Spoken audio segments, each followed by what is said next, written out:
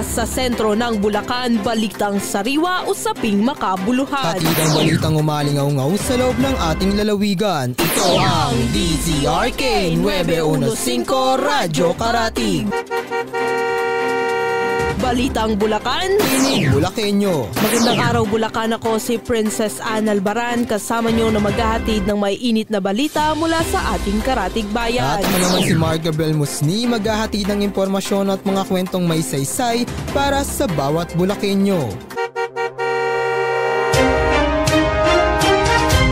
Sa ulo ng mga nagbabagang balita. Bangkay ng dalagita sa loob ng maleta na tagpuang palutang-lutang sa San Jose del Monte, Bulacan. Wanted na binatilyo sa kasong rape, timbog sa bilyaran sa Balagtas, Bulacan. Sanggol sa San Miguel, Bulacan, lapnos ang balat matapos sumanang mabanlian ng mainit na tubig ng kasambahay. Pagkalat ng fake news sa Bulacan, kinundena, LGU nagbabala sa publiko. Pace setter humakot ng parangal sa REPSI 2025. Bangkay na sa maleta nang matagpuan ng isang dalagita habang palutang-lutang sa isang ilog sa San Jose del Monte, Bulacan. Balitang tinutukan ni John Crist Martinez. Malingasaw ang masangsang na amoy matapos matagpuan ang isang dalagang nakasilid sa maleta sa isang ilog sa San Jose del Monte, Bulacan. Natagpuan ng mga otoridad ang bangkay matapos ipagbigay alam ng isang concerned citizen ang kakaibang amoy sa Sapang Alat River noong Huwebes, February 13. Ayon sa investigasyon ng pulisya, ang biktima ay nagmula pa sa bayan ng Tala sa Caloocan. Ani naman ang kaanak ng dalagita, February 7 nang magpaalam ang dalaga na pupunta sa bahay ng kanyang kaibigan upang sumaklolo matapos itong bugbugin ng kanyang asawa. Tawag yung last niya pong kausap na kaibigan niya na pinipilit po siyang sunduin daw po yung kaibigan niya kasi binubugbog daw po ng asawa. Kasalukuyang may dalawang person of interest na binabantayan ang mga otoridad upang mabigyan ng hustisya ang biktima. Ako si John Crist Martinez para sa DZRK, Radyo Karatig, Balitang Bulacan, Tinig Bulakenyo. Lalaking wanted sa kasong rape, arestado sa isang bilyaran sa Balagtas, Bulacan. Ang suspect hindi itinanggi ang paratang. Para sa mga detalye, narito si Tony Zuniga. Inaresto ng pulisya ang isang 21 anyos na lalaki na wanted sa kasong rape sa Balagtas, Bulacan. Naitimbre sa Bulacan Provincial Police Office na nagaronda sa lugar na kasalukuyang naglalaro ang suspect sa isang bilyaran. Base sa investigasyon, napag-alamang 14 anyos pa lamang ang babaeng biktima ng halayin umano ng suspect. Ayon kay Major Christopher Baybayan ng 1st Provincial Mobile Force Company, hindi umano tinanggi ng sospek ang paratang at ayon pa rito, bukal sa loob na sumama ang biktima sa kanya. Kasalukuyang minomonitor pa ng pulisya ang akusado dahil sa patong-patong na kasong kinahaharap nito. Tony Zuniga nag-uulat mula sa DZRK, Radyo Karatig. Lapnos ang inabot na isang sanggol sa San Miguel, Bulacan matapos sumanaw mabalnian ng mainit na tubig ng kanilang kasambahay. Nakatutok si Ken Ramos. Umalingaw-ngaw ang iyak ng isang sanggol sa isang bahay sa San Miguel, Bulacan matapos umunong mabanlian ng mainit na tubig ng kanilang kasambahay. Base sa inaan ng sanggol, umaga ng February 1 nang mangyari ang insidente, ngunit hapon na lamang ito natuklasan. Batay sa nakuhang CCTV footage na mataang pinaliliguan ng kanilang kasambahay ang biktima bandang alas 9 ng umaga. Ngunit ilang minuto lamang ang nakalipas, maririnig na ang pag-iyak nito. Ayon sa ina, pulang-pula at magaan likod ng bata na kalaunin na tuklas ang nagtamo ng first at second degree burn. Doon ko po nakita na yung buong likod po pala nung anak ko, sobrang lapnos hanggang sa hita po niya. Talagang pulang-pula, magang-maga po. Kasalukuyan namang nawawala at pinaghahanap na ang kasambahay matapos magtago simula noong nangyari ang insidente. Kent Ramos nag-uulat para sa DZRK, Radyo Karatig. Naglipa ng Facebook post ukol sa insidente umano ng kidnapping at agawan ng motorsiklo sa Bulacan, itinanggi ng Sangguniang Panlalawigan ng probinsya. Para sa karagdagang detalye, narito si Florence Alfonso. Mariing pinabulaanan ng Sangguniang Panlalawigan ng Bulacan ang mga kumakalat na fake news patungkol sa social media post na hindi na safe sa Bulacan. Ito ay kaugnay sa mga nasabing insidente sa iba't ibang bahagi ng lugar sa Bulacan tulad ng agaw motorsiklo at pagdukot di umano sa mga kabataan gamit ang puti o itim na van. Binigyan linaw ng Bulacan Provincial Office na hindi na nakabatay sa opisyal na impormasyon ang mga nasabing krimen sa lalawigan. Nakipag-ugnayan naman sa Pulilan Municipal Police Station ang individual na nasa likod ng nag-viral na post. Humingi naman ito ng paumanhin sa naging maling interpretasyon na to sa publiko. Samantala, nananawagan ang mga otoridad na maging alisto at paigtingin pa ang pagpa-fact check sa mga impormasyon sa social media. Ako si Florence Alfonso para sa Radyo Karatig. Balitang Bulacan, Tinig Bulakenyo. Para sa Balitang Bulsuan, opisyal na publikasyon ng Bulacan State University na Pacesetter wagi sa 23rd Regional Higher Education Press Conference. Balitang tinutukan ni Red Olive de Arce. Nagkamit ang Pacesetter opisyal na pahayagan ng Bulacan State University ng iba't ibang gantimpala sa 23rd Regional Higher Education Press Conference o REPC na ginanap noong February 5 hanggang 7 sa Arayat, Pampanga. Matapos makipagtunggali sa 37 publikasyon at mahigit 500 na kalahok sa REPC, tagumpay na naiuwi ng Pacesetter ang ikalawang gantimpala para sa Best Performing Student Publication sa group categories. Pumwesto din ang publikasyon na ikalimang gantimpala sa overall Best Student Publication sa individual categories. Nagpahayag naman ng pasasalamat ang Editor-in-Chief ng publikasyon na si Sheila Natividad. Siguro kung may papasalamatan man ako bukod sa pamilya or kaklase or kaibigan, yung mga alumni din talaga ng Pacesetter na para naging guide ko. Like for example, yung nakaraang Editor-in-Chief bago ako, si Amiel Antonio, if you're familiar with him.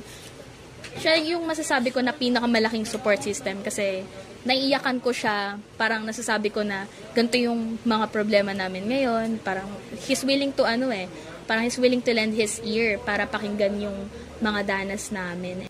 Ang top 5 winners mula sa individual writing at traditional art categories ay muling lalaban upang katawanin ang Central Luzon sa gaganaping Luzon-wide Higher Education Press Conference o LEPC sa Abril sa Lucban, Quezon. Dagdag pa rito, ang top 3 winners naman mula sa individual digital art categories ay magpapatuloy din upang makalahok sa LEPC. Para sa Balitang Bulsuan, ako si Red Olive de Arce, Balitang Bulacan, Tinig Bulakenyo.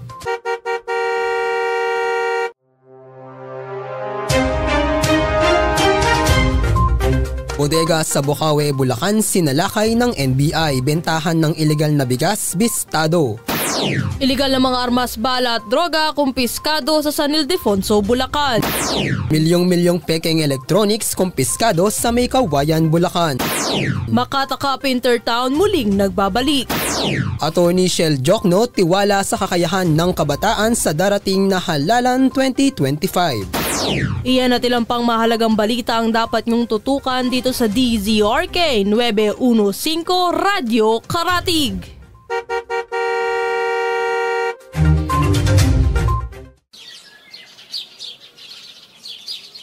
Anak, maligo ka na. May pasok ka pa. Baka malate ka. Opo ma, wait lang po, pababa na.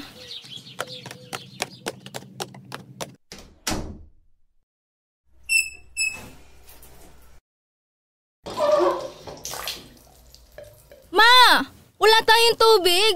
Siguraduhin may sapat na nakaimbak na tubig ngayong paparating na ang tag-init. Gamitin ito ng wasto, iwas, aksaya. Para laging updated, bisitahin ang Facebook page ng inyong lokal na barangay para sa water rotation at interruption schedules. Ang paalalang ito ay hatid sa inyo ng DZRK 915 Radyo Karatig. Huwag ka na lang maligo!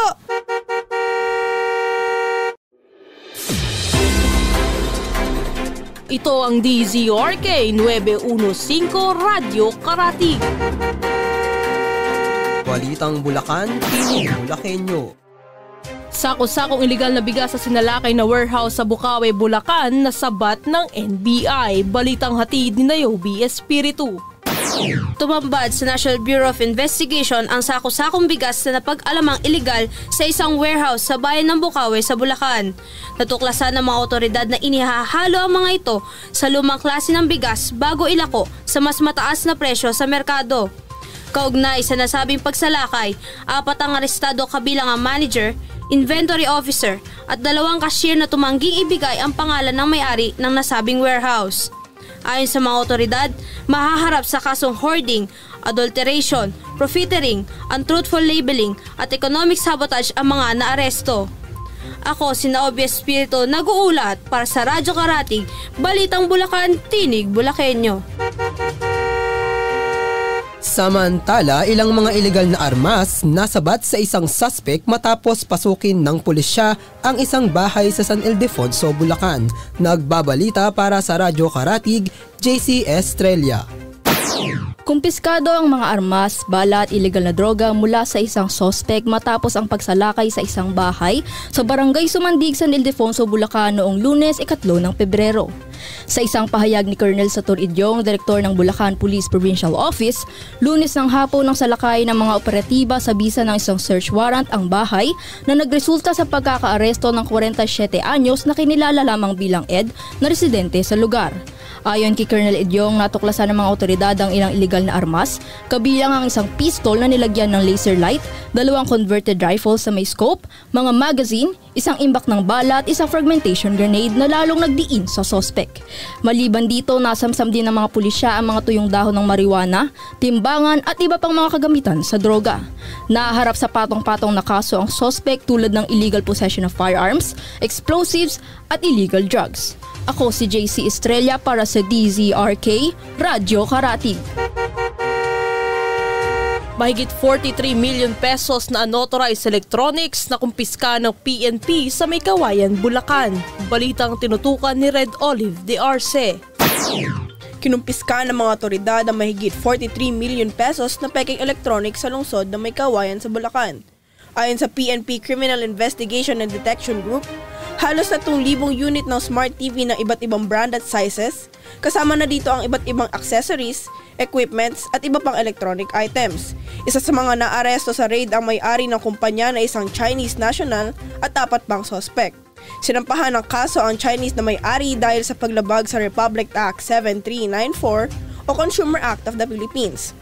Ang mga suspect ay kinasuhan sa harap ng National Prosecution Service dahil sa paggawa, pagbebenta o pag-aangkat ng mga produktong hindi nakasunod sa pamantayan ng kalidad at kaligtasan ng bansa. Para sa Radyo Karatig, ako si Red Olive de Arce, Balitang Bulacan, Tinig Bulacanyo. Manlalaro ng Bulacan handa na para sa Makata Cup Intertown ngayong taon. Tinutukan ng balitang iyan ni Lia Vite. Handa nang magpakitang gilas sa mga atletang Bulakenyo sa Makata Cup Intertown na nagsimula na nitong 8 ng Pebrero. Ang nasabing kompetisyon na idinadaos sa bayan ng Balagtas ay magsisilbing entablado para sa mga manlalaro ng basketball at volleyball sa buong Bulacan. Bagamat nagsimula na ang mainit na duelo para sa basketball, inaasahan na rin ang nalalapit na palitan ng pagpalo ng mga Bulakenyo para sa volleyball. Matatanda ang iisa lamang ang maaaring laruan ng mga atletang Bulakenyo, ngunit nadagdagan ito ng panibagong oportunidad nang buksan ng Baliwag Star Arena ang kanilang pinto para sa nasabing Makata Cup. Para sa Sports Balita, ako si Lia Vite, Balitang Bulacan, Tinig Bulakenyo. Kakayahan at gampanin ng bawat kabataan para sa darating na eleksyon 2025, ibinida ni Atty. Shell Jokno. Tinutukan ng balitang iyan ni Naobi Espiritu. Isinaad ni Atty. Shell Jokno ang gampanin sa pagbabago ng mga kabataan sa ginanap na usapang karapatan with Shell, Students' Rights and Our Democratic Fight sa Bulso Library Function Hall noong 7 ng Pebrero. Nagpahayag si Atty. Shell Jokno sa mga mag-aaral ng Bulso ukol sa kahalagahan ng karapatang pantao ng mga eskolar ng bayan, lalo na sa nalalapit na eleksyon. Binigyan din ni Jokno sa kanyang talakayan ang kalayaan sa pamamahayag ng mga mag-aaral. Gayon din ang kakayahang mayroon ng mga kabataan sa larangan ng pakikibaka. Kasama ng pagbisitang ito ang pagtalakay ng Akbayan Youth ukol sa pagsulong ng Allowance is Essential Bill na naglalayang makapag-abot ng tulong sa mga nangangailangang estudyante sa kabila ng libreng edukasyon. Ako si Naobi Espiritu para sa DZRK, Radyo Karatig.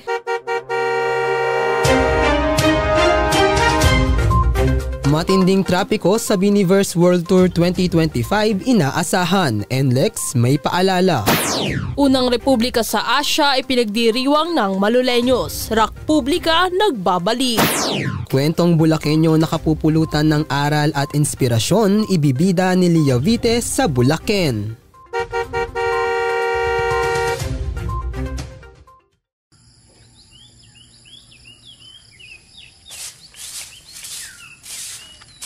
Sino kayo iboboto ko? Nako, bahala na nga.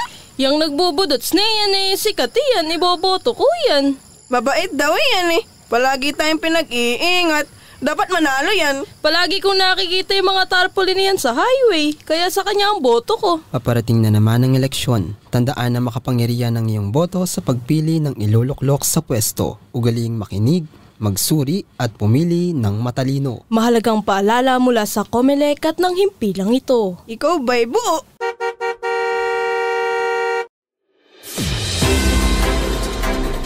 Ito ang DZRK 915 Radyo Karatig. Balitang Bulacan, Tinig Bulakenyo. Biniverse World Tour 2025 inaasahang magdudulot ng mabigat na trapiko sa Bocaue NLEX. Para sa iba pang detalye, nag-uulat si Tony Zuniga.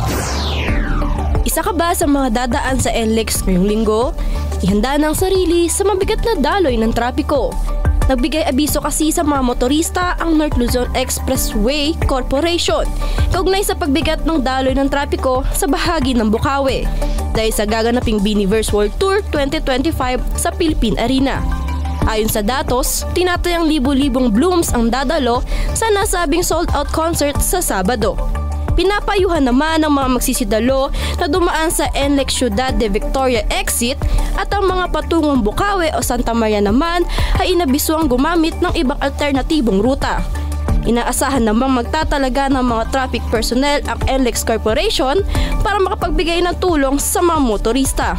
Magsisilbing first stop naman ng Nations Girl Group na BINI ang nasabing concert na gaganapin sa largest indoor arena sa Bulacan. Tony Zuniga, nag-uulat mula sa DZRK, Radyo Karatig, Balitang Bulacan, Tinig Bulakenyo. Libreng concert na rock publika sa Malolos, Bulacan magbabalik na ngayong taon. Nagbabalita Radyo Karatig, JC Estrella.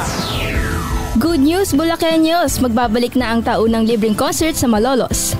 Kaabang-abang ang pagbabalik ng Rock Publica Malolos ngayong taon sa kanilang taunang concert para sa 126th anniversary ng Pilipinas bilang Asia's First Republic. Gaganapin ang nasabing concert sa February 22 sa Malolos Amphitheater sa harap ng City Hall ng lungsod na aasahang dudumugin ng mga Bulakenyo. Nauna nang inilabas sa Facebook page ng Rock Publica ang line-up ng mga bandang makikiisa sa concert at ang ilang mga grupong kabilang sa event tulad ng Tinta Republica at grupo ng mga siklista na magsasagawa ng bike competition. Samantala, tampok sa line-up ang mga indie bands tulad ng Wila Baliw, Sadie, Chocolate Factory, The Chunkies, Juggernaut at POT. Kabilang din sa event ang iba pang mga banda tulad ng Control S na banda mula sa Bulacan State University na nanalo noong nakaraang taon sa University Battle of the Bands. Ako si JC Estrella para sa DZRK Radyo Karatig. Dating barbero at sumasampa sa barko, nakapagpundar ng sariling barbershop, lupa at mga sasakyan dahil sa pagsusumikap. Balitang Bulaken na tinutukan ni Lia Vite. Ang isang dating namamasukang barbero ngayon ay may sarili ng barbershop na ipundar na lupa at mga sasakyan. Si Alex de Guzman ay tubong Santa Maria, Bulacan. High school pa lamang siya nang matuto siyang gumupit at kalaunan ay naging barbero. Natuto kong gumupit, high school pa lang ako. Siguro mga second year high school, naggugupit na ako. Ibig sabihin, nadadagdagan ng aking baon. Yung tito ko na nagpipintura dito sa barbershop, sinabi niya na hiring daw dito. Pumasok ako dito, sinubukan ko. Ayun, doon na nagsimula ang pagiging barbero ko. Ang paghinto niya sa pag-aaral ay nagbukas ng panibagong pag-asa nang matanggap siya bilang seaman na naging daan upang maangat niya sa kahirapan ang kanyang pamilya. Ngunit sadyang ang magagandang bagay ay may mapait na kapalit. Huminto naman ako sa pagbabarko ko noong 2018. Namatay kasi ang tatay ko noon, hindi ako nakauwi. Sobrang lungkot ko noon. Wala pa akong karamay noon.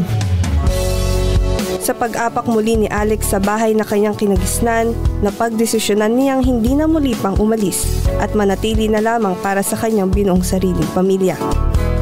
Hindi ko akalain na ganun pala ang pagiging seaman. Hindi pala normal. Miss ko talaga ang pamilya ko kasi nga malayo sila sa akin. Pinalangin ako noon Parang ayoko na kaya ako magbarko. Bigyan niyo na lang ako ng magandang rito sa Pilipinas para kasama ko yung pamilya ko. Sa kabila ng kanyang mga pinagdaanan, nanatili ang kanyang paniniwala na makakabangon pa silang muli ng kanyang pamilya. Kaya naman noong 2019, ginamit niya ang naipong pera sa pagbabarko upang bilhin ang pwesto ng barbershop na kanyang pinagtatrabahuhan noon. Uwi ko, tumigil ako noong 2018. Napagtanto ko rin na bumalik uli ako sa paggugupit at hindi na muling sumampa. Nabalitaan ko at nalaman ko nga na bibitawan. Sayang naman kasi yung barbershop. Sabi ko, napakatagal na kasi nito. Kinausap ko yung may-ari. Sabi ko, baka pwedeng ako na lang sumalo. Tapos doon na nagsimula. Oo naman, masasabi kong successful lang shop ko ngayon kasi nga okay na yung mga barbero tsaka hindi bumababa yung sales namin. Kung tutusin nga, nag-iisip pa ako na magtayo ng isa pa eh. Kung papala rin, sana magkaroon pa ng isa pa. Ngayon, nakapagpundar na siya ng lupa, sasakyan at balak nang magtayo ng pangalawang branch ng barbershop. Tricycle driver na naihatid ang kanyang 2 anak sa pagtatapos ng pag-aaral dahil sa pamamasada, ipagpapatuloy ang arangkada para sa pamilya. Alamin ang kwentong Bulaken mula kay Lia Vite. Tricycle ang isa sa mga pinakamaasahang uri ng transportasyon sa Pilipinas. Ngunit hindi lamang ito transportasyon, ito ay isang pangkabuhayan. Isa si Ronaldo Ronnie Cruz sa mga namamasada nito at dahil rin sa pagta-tricycle ang kanyang 2 anak tapos na sa kolehiyo. Ngunit hindi madali ang naging biyahe ng kanyang buhay dahil gaya ng karamihan, madalas kapos din ang kita para tustusan ang pangangailangan. Problema? Financial, walang tigil na trabaho, hanap na trabaho. Gayunpaman, patuloy siyang nagsumikap at taong 2015, ang kanyang panganay ay nagtapos na sa Bulacan State University. Ngunit may mga bagay na hindi talaga inaasahang mangyari dahil taong 2017 ay nagkaroon ng malubhang sakit ang kanyang asawa. Motor neuron disease ang naging sakit ng asawa ni Ronnie at batay sa pag-aaral, wala pang lunas na nahanap dito. Nakipaglaban ang asawa niya sa sakit na ito sa loob ng 3 taon. Ngunit sa taong 2020, hindi na ito kinaya ng asawa niya at bumigay na. Bagamat ganoon ang kanyang naging sitwasyon, siya ay nagpakatatag at pilit itinaguyod ang kanyang pamilya. Sana matatag sila. Huwag makalimot sa taas. Ngunit makalipas lamang ang 1 buwan, makalipas ang pagtatapos ng kanilang bunsong anak, ang kanyang asawa ay pumanaw na. Masakit man kung iisipin, mas pinili ni Ronnie Cruz na magpakatatag at panatilihin ang koneksyon sa nakatataas. Nakabala mo lang yung sarili mo sa trabaho, tapos dadasal, gano'n lang.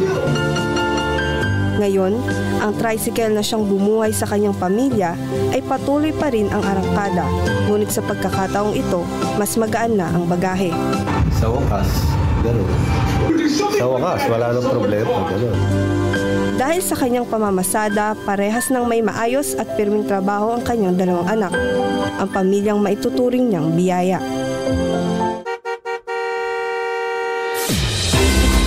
At iyan ang mga nakalap naming balita sa loob ng ating lalawigan. Muli ako si Princess Ann Albaran. At ako naman si Mark Gabriel Musni. Huwag kalimutan at patuloy na sumubaybay sa DZRK 915 Radyo Karati. Balitang Bulacan. Tinig Bulakenyo.